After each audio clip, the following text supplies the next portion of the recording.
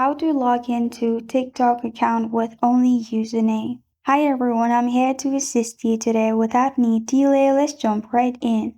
First, open TikTok on your device.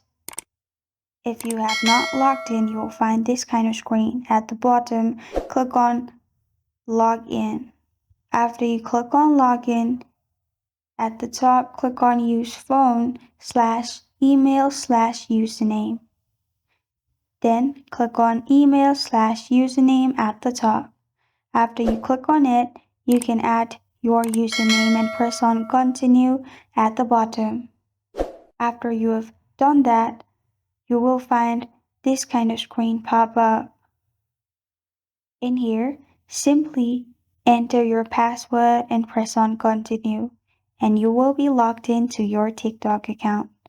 This is how to log into TikTok account with only username. Thank you for joining me today. If this video helps you out, please leave a like and subscribe for more. Got a question or want to suggest a topic? Comment below. Thank you for watching.